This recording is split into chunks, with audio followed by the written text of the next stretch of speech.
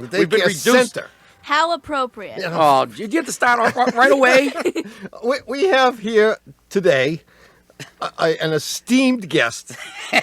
Those of you who haven't heard of Melissa Peterson, I will recount the method by which we were introduced to this sweet little child. We received, there's no date on this letter because the little twerp doesn't know that you're supposed to put the date on a letter. But here's the letter she sent to us many months ago. Oh, many, yes. Just for those few 7 or 8 listeners who haven't heard of her.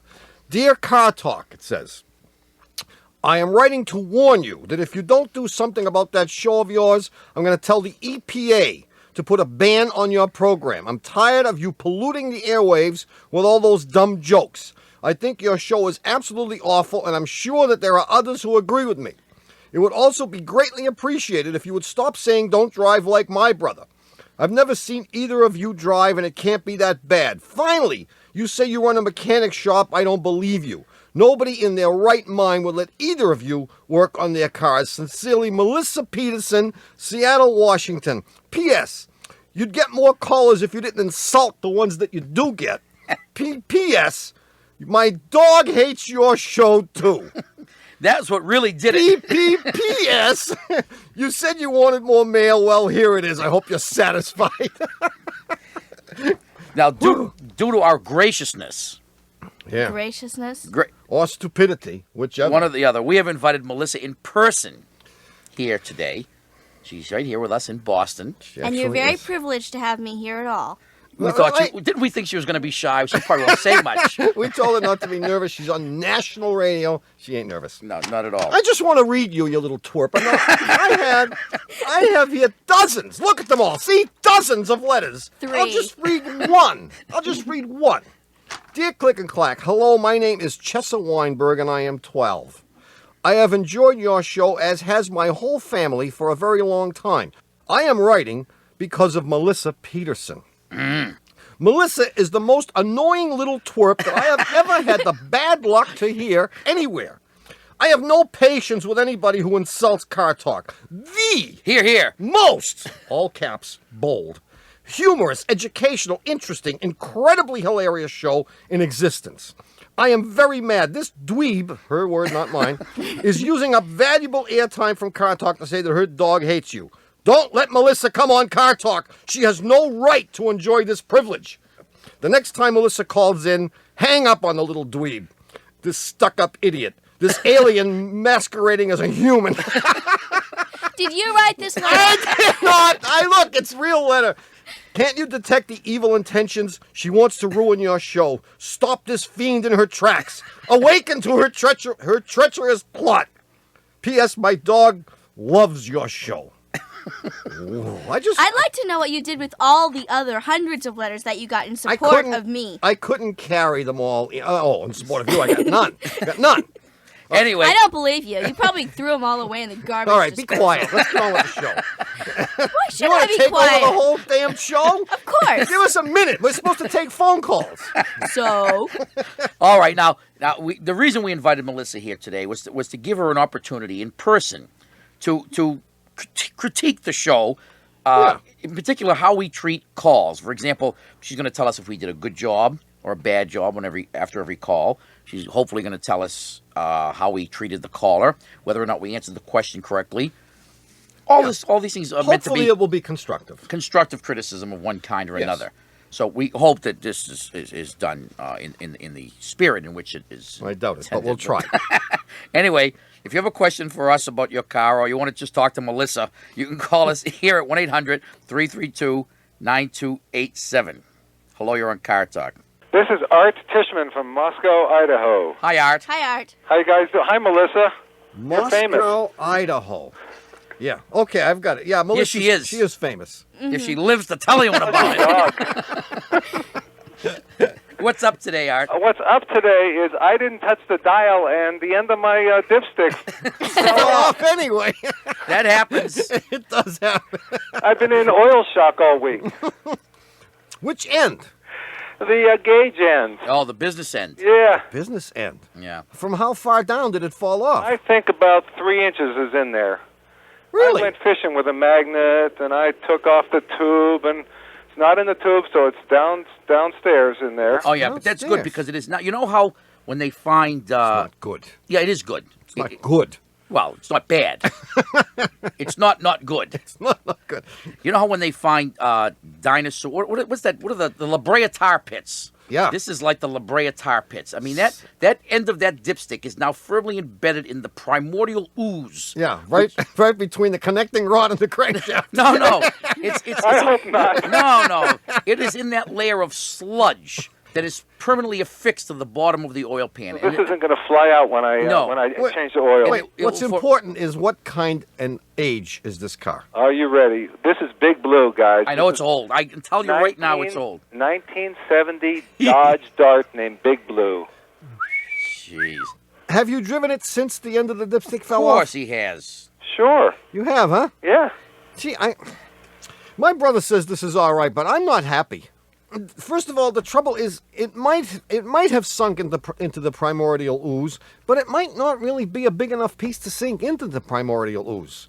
It's possible that it's really semi-floating around in there. Well, if you really want, you really have to fish it out. you can fish it out. Yeah. You can. Yeah, Oh, you have to go sure. through the glove box. No. Right, you know that cardboard at the back of the glove Take box? that off. You remove and that. Reach inside. No, next time you drain the oil, Not next time. Drain the oil immediately. the next time you change your oil, whenever that is. Which of you guys has the Dodge Dart? The guy that's saying I should do it now, or the guy that's saying I shouldn't? The guy who's saying you should do it now. Well, do you remember? That's why I can Wait, still wait, be wait, driving wait. a 40-year-old car, Let and my me brother's just- going to let buy a me- new one every 6 No, weeks. Let me just listening. remind you, many moons ago, we had a puzzler about a guy that was driving through a little town called One Horse, Nevada. And he found himself in urgent need of a haircut. I You remember this puzzle? Certainly. And he went and there were two barbers, and one had a very neat barber shop, Yeah. right? Mm-hmm. And the other one had a messy barber shop, and the guy with the neat barber shop was well groomed, a beautiful head of hair, well cut. And the guy that had the messy barber shop was the one that he was a mess too. He had a lousy haircut. And he had to choose between these two barbers, and he went to the guy whose shop was a mess because it's obvious that he was cutting the other guy's hair. Okay. And the moral of this little story is my brother's car has persisted, lasted, endured all these years because I am the one who fixes it. Right. That is true. Of course, he never pays me. No, seriously, this thing is it's possible for it to be floating around in there. And I wouldn't wait another 3,000 or 4,000 miles. Right. I would drain the oil and first of all, go to Sears Roebuck and buy yourself one of those magnets with a little flexible wand at the end of a flexible wand. You ever see those? I used it from above to try to fish it out. Yeah. And that so you didn't have work. it. No, you'll never do it. You'll never do it from above, but you will do it from below. Okay. You'll never find it. You will. It'll take some patience. You have to go move it around there very, very slowly. And You know what's going to happen? You're going to lose the magnet in there. That's what's going to happen. If you lose the magnet, you're done for, Art. Done for. Leave well enough alone. You're going No. to lose the magnet, and then you're going to have to send the dog in there to get the magnet. No, You're going to no. lose the dog, too. Tie a string on the magnet so if you do lose it, you can fish it out. Okay. You're going to lose the string, too. Leave well enough alone. Good luck, Art. Thank you very, very And much, don't guys. drive like my brother. See you later. I appreciate it. Bye-bye now. Bye-bye.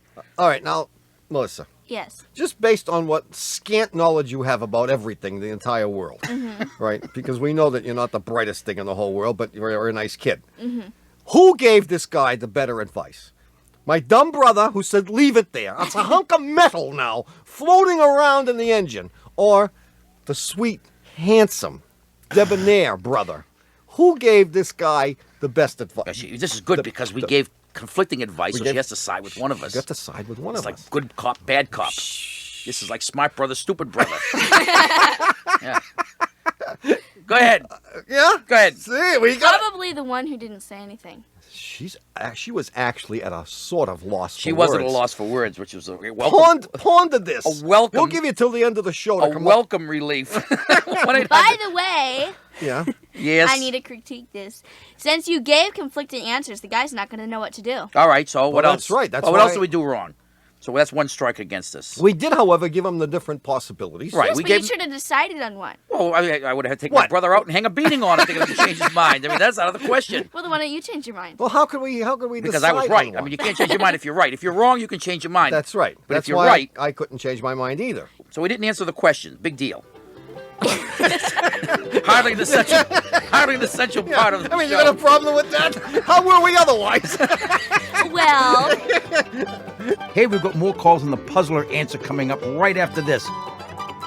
Well, Melissa, this is the time during the show when I get to embarrass my brother. You probably... Oh, gee. But I embarrass him, of course, by asking him if he remembers a simple little fact from last week, namely the puzzler.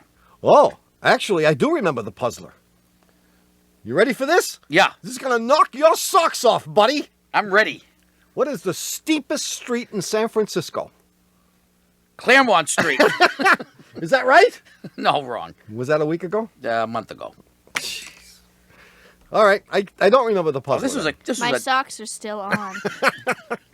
The year was about 1980 or thereabouts. Wasn't it the 1300s? But it really isn't that important, I guess. And I pulled into the parking lot of a grocery store and parked beside a huge sled of a GM station wagon. Still don't remember it. One of those behemoths with a 400 cubic inch V8 engine, 4-barrel carburetor. Yeah. Remember those days? I don't remember the puzzler yet. As I got out of my car, I noticed a young boy in the station wagon pretending he was driving, sitting behind the wheel going, nee, nee, nee, nee, nee, Oh, nee, nee. yeah. And his mother was in the store. His mother was in the store. He's locked in the car with the windows rolled up, which is, you wouldn't even do that to your dog, but she did it to her kid. Anyway, when I returned from the store, the boy's mother was there, and the hood was up, because the car obviously wouldn't start. Yeah, I vaguely remember I wanted this. to help. I stuck my nose in their affairs, and I said, hey, what's happening? But everything had been fine before, but the engine wouldn't turn over now. They turned the key and Would it it went... crank? No, wouldn't crank. Nothing. I turned the key and it just went... Doop. Yeah. There was nothing wrong with the starter. There was nothing wrong with the battery. And there was nothing wrong with the engine. In other words, there was nothing wrong. And yet the car wouldn't start. So in the 3 minutes that she was in the store, That the kid had done managed something. to wreck her car. Now, I gave a pretty big hint. We were able to make the car start by removing something. And upon removing something, the car started. He's completely lost. Completely. You removed something. I'll have Melissa help. If you were sitting behind the wheel pretending to drive, Yeah. what would you do if you were sitting there? What would you be doing if you were pretending to drive your mother's car, for example? You'd be I'd probably be turning the turning wheel. the wheel, right? Right. What else would you be doing? Blowing the horn. Yeah, blowing the blowing the horn. horn. E. Yeah. What else? What else is essential to driving the car? Seatbelt. Oh, You gotta turn on the radio. Turn on. You don't have the key. So you don't have the key. kid doesn't have the key. He did something else With his hands or with his feet? with his feet. With his feet! I knew it! With his feet! He sat there pumping the gas pedal like crazy. Yeah, I know, I figured that out, but what did you remove? One of the spark plugs. Because what happened? He loaded it up. He filled one cylinder, had its intake valve open, and when he sat there pumping the pedal, he emptied the entire contents of the carburetor. All the gas was in the 4-barrel carburetor. Hint was it was 1980. I I missed that completely. I always give hints. And that cylinder had filled up with gasoline, and when the mother tried to start the car upon returning from the store, Hydro lock. it locked up because the gasoline was uncompressible. Incompressible, I believe is the expression. Do we have a ruling on this? On or in? No, And and therefore the car wouldn't start. So removing a spark plug allowed that gasoline to be pushed out when the engine was cranked, and then the spark plug was put back in and it started and all was right with the world. Well, I don't know what happened to the kid. But anyway, All right, the winner is Art Polanski from Asheville, North Carolina. And since we chose your answer from among the thousands make of it two. correct answers that we got, you will get a cheap plastic Car Talk travel mug. made from the finest cheap plastic, though. Oh, the best. I mean, we went out. It's recycled plastic, as a matter of fact. This very piece of plastic might have been the grill of a car somewhere. That's right. It Or- might have been part of Julius Caesar's helmet when he conquered Vercingetorix. You never know. They wore plastic helmets. They you know. did. I Yeah, saw it's the a movie. little-known fact. What do you think? I didn't see the Anyway, movie. what do you want? It only cost 19 cents on the postcard. I mean, what the heck? That's right. So he wins this lousy. What's his name again? Art Polanski, Asheville, North Carolina. A nice place to visit. Anyway, we have a new puzzle coming up during the second half of the show today. If you'd like, you can call us at 1-800-332-9287. Notice we didn't get it to right the second call either. Hello, you're on Car Talk. Hi, my name is Sandra Houghton, calling from Germantown, Maryland. I have a little bit of a problem. Hi, Sandra. Hello, Melissa. Notice everybody says hello, Melissa. Yeah, we've when I say noticed. hi. We have noticed. So what's on your mind, Sandra? Well, my problem is not necessarily my automobile, but my neighbor's automobile. Uh-huh. Well, I live, outside. I live in one of those suburbs of Washington, D.C., and I have this neighbor who parks, has her car parked right in front of my bedroom window, and she revs her engine every morning promptly at 5:30 a.m., and it is just really pushing me to the limit. I know what you should do. Buy your neighbor a new car. No, this is a habit. No, she has. It's an Isuzu Amigo. Oh, is it really? Yes. I mean, the other morning, this is it, guys. The other morning, I think she put a stone on the accelerator and walked away and let it just burn up for 5 minutes. Well, you have to ask yourself, whenever you have a situation like this, you have to ask, it must be introspective. Okay. What have you done to offend her? I mean, she's obviously doing this to drive you out of the neighborhood. She's not doing this because her Amigo needs it. It's a brand new vehicle, practically. It has fuel injection. It doesn't need to be warmed up, revved up, spruced up, kicked up. It doesn't need anything. She could just get in this thing and drive it. As a matter of fact, if you want to corroborate this, find out where she works. Yes. And I'll guarantee you, at the end of the day, when she comes out of work, she gets in, turns the key, starts it up, and drives right away. I really think she's doing it just to really bother She's doing it to Ah. get rid of you. Do you know her personally? Well, I tried last winter. I tried to approach her, and say something like, "Wow, how do you like that car?" Yeah. And she said, "I love it. How did you know it was mine?" And I said, "I hear you every morning." But she didn't get take the it. hint at all. She didn't get it. Oh. Or if she did, she's just going farther. Please. So you've decided not to take the direct approach. That is, to This is very disturbing to me. confront her on a non-confrontational basis. I mean, just to approach her. A rather. non-confrontational confrontation. Right. In other words, to That approach doesn't her. make very much sense. That does make sense. It does It make does sense. A not. non-confrontational confrontation. Yes. She's not a very nice person. A non-belligerent Well, confrontation. wait. We don't know that Oh. she's not a nice person, do we? Well, you do now. I just told you. Yeah, it's too Well, bad. what makes her not a nice person? That she revs the engine? No. Just that, It's just she's not a "Good very morning, nice person. Good morning, and she keeps walking. Really? Oh, Yes. I see. She's just not nice. So it's not true that she didn't get it. She did get it, and she took umbrage at your little comment about, No, she's trying to make her think that she didn't get it, but she really did. Maybe she previously had a really old car or something. Yeah, I mean, I don't think she's got anything Here's what you in do. it for you, against you. Go to the Bucker bookstore. Rummage through all the old lousy books they have, and at the bottom of the pile you'll find a copy of our book. All Yeah. right. It's got Okay. a yellow cover. It says... Had a yellow. They don't have covers in They the don't Bucker have a bookstore. Bucker bookstore. Right, Right. they took the cover off. Otherwise, you would have seen pictures of two very handsome guys on the cover, and you would have known immediately that it was our book. Right. Right, and that's why you're on radio and Geraldo is on television. That's right. Got it. And when you think about the fact that he's not that good looking, you can imagine what we look like. Dad! Have you ever seen Don Imus? You know why he's on the radio. He's on radio. Anyway, in our book, and you can certainly bracket these few paragraphs. It warns gives the risks and the dangers of revving your engine up when the engine is cold. Okay. And it warns you against this practice. So you could do that. I mean, that's a more subtle approach than grabbing her by the throat some morning and saying, "You're driving me crazy," Yeah, which because would be the next thing you would try if the book didn't work. it will come to that, you know. It is a sad commentary on the state of our society that it has gotten so complex that even little things like this, which would be insignificant ordinarily, have created this has created such a problem.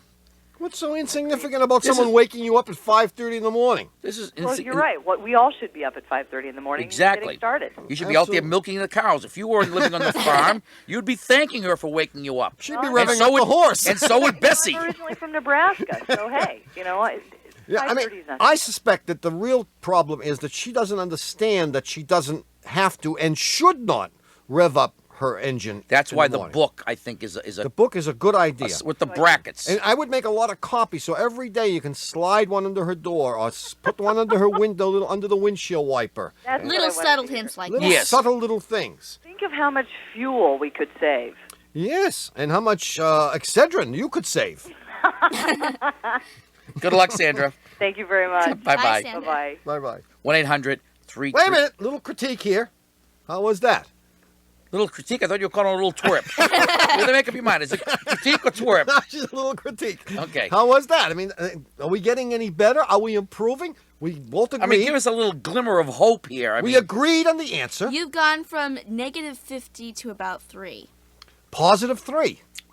+3. which isn't very A good. change of 53 points on a scale of 200. Not bad. Not bad at all. 25%. We've made a 25% improvement in a mere half hour. Oh, Or is it 4 hours we've been here? It feels like 6. well, all you should be thanking your lucky stars. Melissa isn't on your show this week. You're instead of listening to Car Talk with us, Click and Clack, the Tappet Brothers, and our pal, Melissa Peterson. Yes. We'll have more of your calls coming up during the second half of Car Talk, plus a scintillating, Yeah, sure. folkloric, geographic, and all that stuff. Demographic. Do you mind Right, if I Melissa? smirk? So don't touch that dial, because if you do, the end of your dipstick may fall off. We'll be back in a minute. Hi, we're back. You're listening to Car Talk on National Public Radio with us, Click and Clack, the Tappet Brothers, and we're here to attempt, albeit feebly, to answer your questions about cars, car repair, and the biggest puzzler of them all. John Newstrom from Colorado Springs says, I have the biggest puzzler of them all. Really? Why did you guys invite Melissa Peterson to come to your fair city and be on your show? What are you, nuts? Because I know you're not stupid. The real puzzler is, why did you invite her?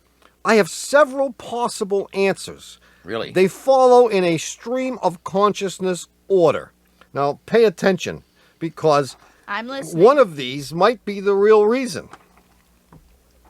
Pondering the following facts, a conclusion can be reached. Fact 1, you are both Italian. Fact 2, you live and work on the eastern seaboard. Fact 3, you own a successful business. Or should I say, front. Fact 4, you frequently make disparaging remarks about lawyers, but also make sure to tell everyone you are represented, dare I say, protected by a prestigious firm of Dewey, Cheatham and Howe. Therefore, you are obviously in with the mob. Therefore, you're planning to bump off Melissa the second the plane lands. That's one possibility. On the other hand, perhaps you believe Melissa can be rehabilitated. Yes. We can all assume she, like the both of you, has a face for radio. Clearly, Melissa will go through life rejected and depressed and may eventually become a burden on society. Therefore, you decided to help her out now while there's still hope. You're smart, funny, but you're not that nice. No. No. Third possibility. One of you has a problem child, probably a son about Melissa's age. Tommy. You hope to introduce them and send them both back to the West Coast to get rid of two problems at once. Signed, John Newstrom, Colorado Springs. He even gives us his internet address in case. Yeah, sure. In case Like we we even wanna- know what that means, right? So, I mean, what is it here? Did we do this because we're planning to bump her off? I wasn't planning to do Too late that. now. She's already on the show. And if we were planning Obviously to do not. that, we wouldn't tell her about it. No. She does have a face made for radio, I have to say. The poor kid. God, how you're going to go through life? God. I mean, this kid is so bad looking. Oh, leave her alone. She's is sensitive. so No, keep ugly. on going. She Since is nobody, so ugly. since nobody ever pays attention to anything you say, you may keep on going as much as you want. She's so ugly she could be my kid. Thank you. Since nobody ever believes anything you But say. I believe the do, opposite, right? Yeah, I right. do, however, have a son who is approximately your age. And Whose name is? I can't divulge that. Why not? His name is Alex. He's been dying to meet you. In fact, I told him you were going to be here today, and he went to visit his grandmother in Maine. And he, Well, okay, Melissa, this is your opportunity here because it's time for the new puzzler, and I The understand. new puzzler? I understand that you have a puzzler that is on a par, according to Dougie, A level above. It means a cut as above? bad as. On a par means as bad as the puzzlers that my brother comes up with. Okay, Melissa, you're on. You're on. Okay. Once upon a time, there was this detective guy. And he was a detective for Acme. And one stormy night. Dark and stormy night? Dark and stormy night. Acme. I'm going to name this. Hold on. Acme Detective. Yes, one dark and stormy night. There was a knock at his door. Uh-huh. Right. And so I'm he worth decides. something here. So he lets the guy in, and it turns out to be a. Would you Oh, stop did I do it wrong? Yes, you did. Oh, he lets the guy in. Yeah. He lets the guy in, and it turns out to be a guy that has helped him out a lot in some of his other cases. You know, giving him Like a important snitch tips. guy. Yeah. Okay. Yeah. So Just trying to help you. Yeah. Okay. So anyway, this guy tells him that he has an important piece of information on the Mona Lisa case. The Mona Lisa. The Mona Lisa, the one and only Mona Lisa. Why? It's been stolen? Yes, the Mona Lisa has been stolen. Yes. And this guy supposedly has an important piece of information. Do you have a name for this guy? Can we call him like Louis or something? Let's call him Call him Vinny. Mo. Mo. Mo. So Mo. Mo. What's Yes, the detective's name? Vinny? Larry. Larry. Yeah. Yeah. Let me And guess. so, Yeah. so anyway, this Mo says that he has an important piece of information. And so he tells Larry that his friend, Curly, who works at a carpet factory, She's quick, isn't she? is waiting outside to tell him. Yeah. And so Mo asks Larry if Curly can come in. And so Larry, of course, says, yes, sure, bring him in. No, Yeah. Larry says, woo, no, that's Curly. So Mo goes to the door and says, hey, Curly, come in here. And so Curly comes in, and Curly tells Larry that he works at a carpet factory, and he thinks his boss may be involved in the Mona Lisa thing. Mona Oh. Lisa heist. Yes, the Mona Lisa heist. Okay. And he MLH. And Larry asks Curly why he thinks that. And then Curly says, who is it? So Curly says, I'm sorry to interrupt. Did I interrupt you? Yes, you did. So Curly says that he was in his boss's office cleaning up some stuff, and he saw this memo on his boss's desk. Yeah. And it told his boss to go to this carpet auction and to buy a certain roll of carpet Yeah. for $9,095. No, $900. Nine. $995. Yeah. Okay. Got it. So, and then Curly tells Larry that if Larry can give Curly $1,000, he can go to the carpet auction and buy this roll of carpet. Because the memo said that the Mona Lisa was rolled up inside. Oh, That they the had frame was removed and that the Mona Lisa was all rolled up inside. Yeah. And if he bought the roll of carpet, he'd get the Mona Lisa. And then Curly could give it to Larry, and Larry could return it to that museum, and he could get a Yeah. Reward. and a big promotion and all this good stuff. Right, right. And after Curly had finished telling his story, Larry kicked both Curly and Mo out of his office because he didn't believe him. Why? What was it about the story? Yeah, what was it about the story that Larry didn't believe? And why? Wow. Hey. That's pretty good. Let me $20. What do you want to know? Lend me $1,000. I want to go buy this rug. If you think you know the answer, very good, Melissa. We'll see next week. Write it on the back of a postcard or a $20 bill and send it to Puzzler Tower, Car Talk Plaza, Post Office Box 3500, Harvard Square. Your fair city.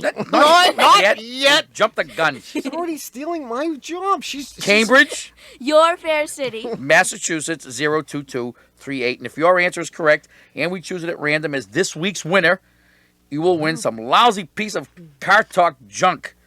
At least we're honest, aren't Yeah. we? Right? Yeah, we got to get a lot of points for honesty. Anyway, if you'd like to call us with a question about your car, the number is 1-800-332-9287. Hello, you're on Car Talk. Hi, this is Emily from Westfield. Hi, Emily. Hi, Emily. Hi, how are you, Melissa? From I'm West. fine. Sure, how's Melissa? Sure, don't say hi, Hello, Tom. Hi, Tom. How are Ray. you? Have a rough day, Tom? Everything we all right? are. Hemorrhoids flaring up or anything? No. We come here day after day, week after week. We kill ourselves answering questions, and you say, hello, Melissa. They like me better. I know it. We know Where are that. you from, Emily? Westfield. Westfield what? Westfield, Indiana. Oh. You should have known that. You know, there's only one Westfield in the entire United States, and it's in Indiana. No, there's one in Massachusetts, and my son is in college there. I knew I heard of it before. I knew I had heard of it. What's up, Emily? Well, I have a question for you. I really like a recommendation, and maybe Melissa could help too. I'm sure she could. My daughter followed the Grateful Dead this past summer.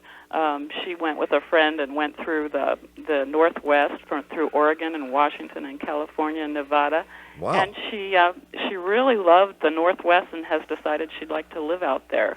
So she has $1,500, and she wants to either purchase a car before she leaves or once she gets out there, and she's wondering what kind of vehicle she should purchase because that's all the money in the world that she has right now. $1,500. Oh, it's all. There's only one vehicle she can buy. I'll bet you she's got the very vehicle that my brother is going to recommend because I know what it's going to be. A 1972 Yeah.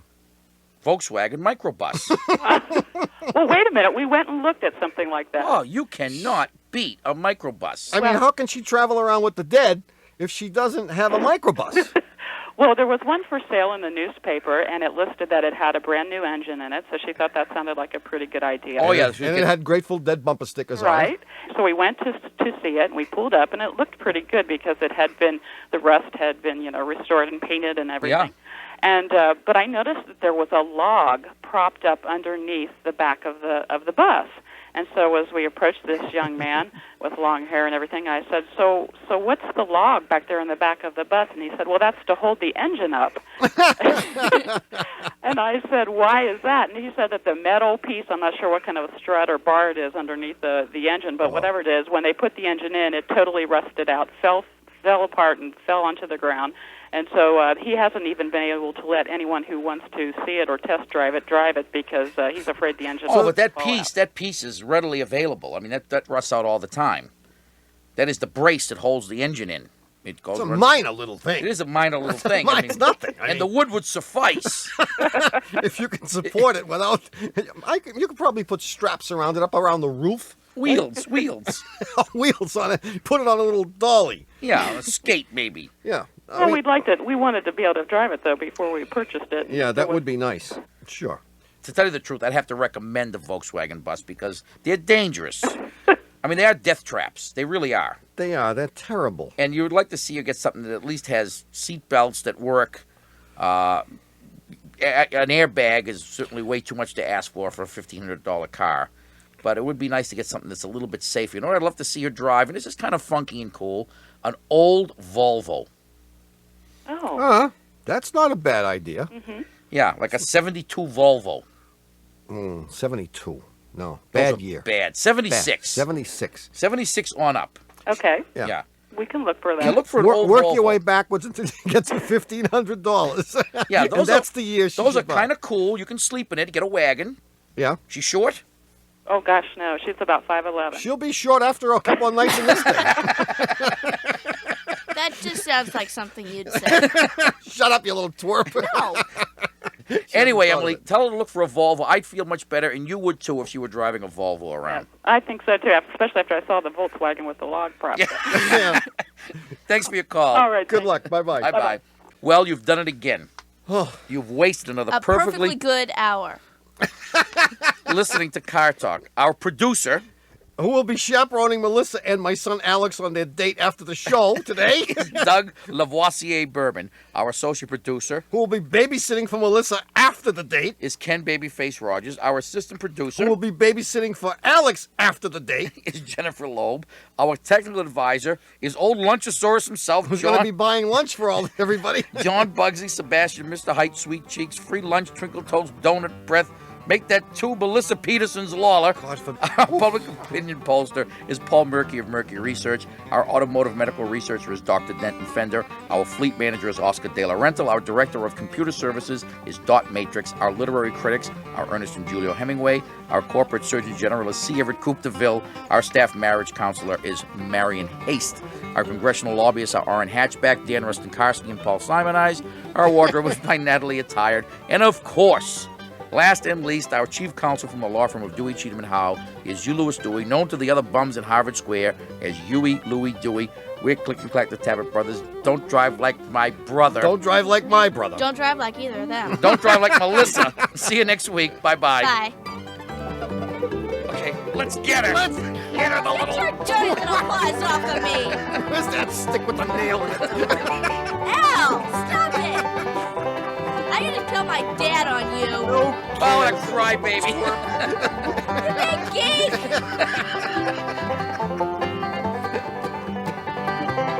Car Talk is a production of Dewey, Cheatham, and Howe and WBUR in Boston. And even though it's usually a lot better than this is NPR, National Public Radio.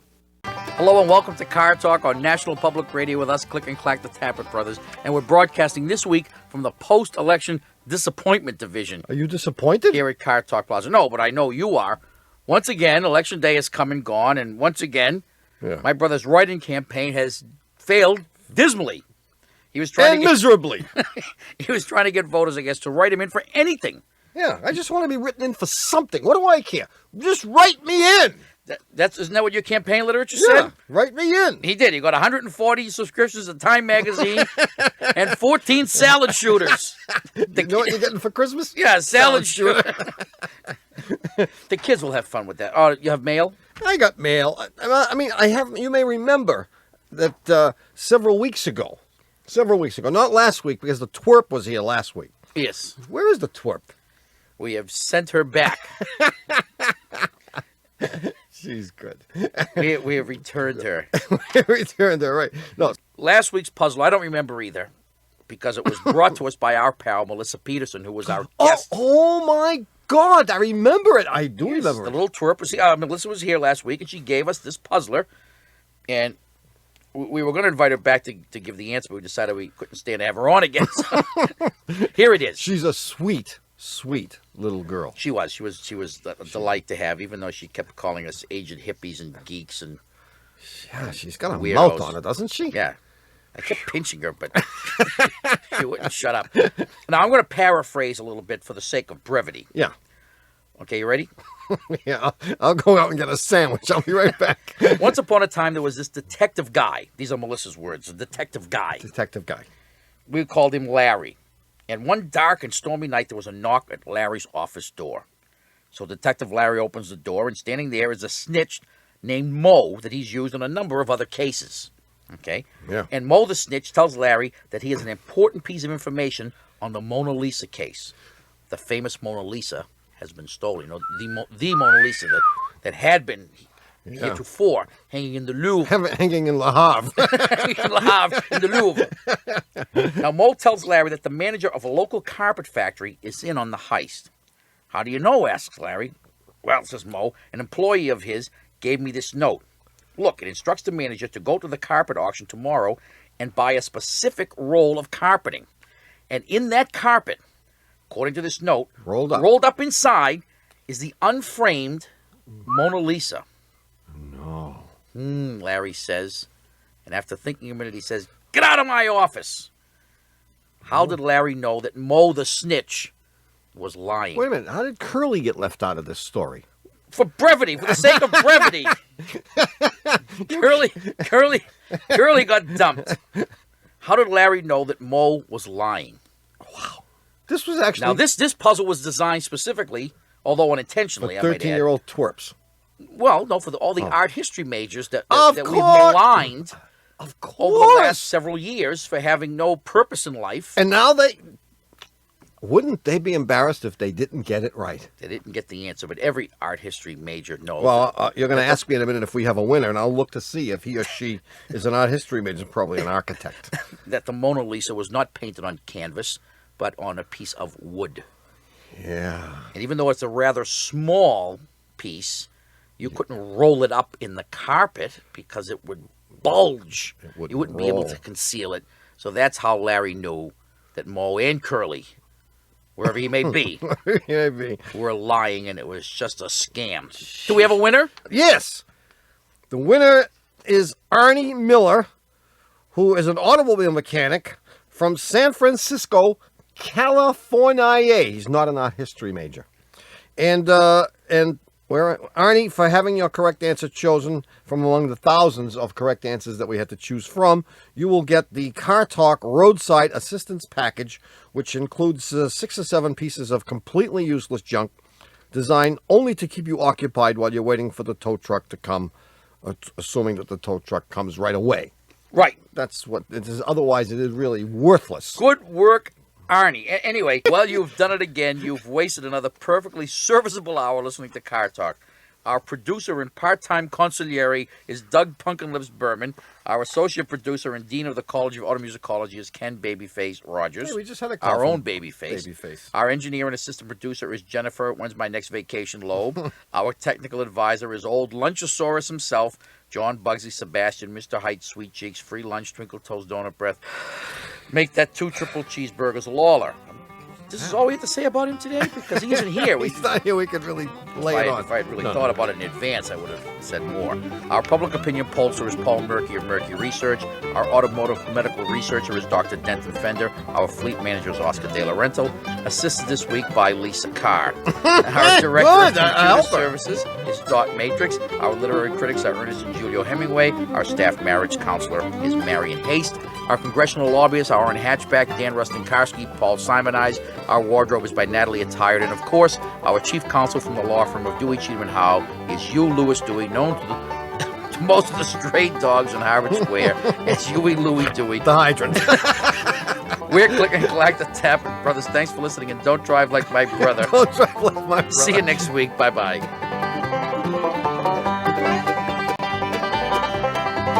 Car Talk is a production of Dewey, Cheatham & Howe and WBUR in Boston. And although journalists around the world can't believe it when we're on, this is NPR, National Public Radio.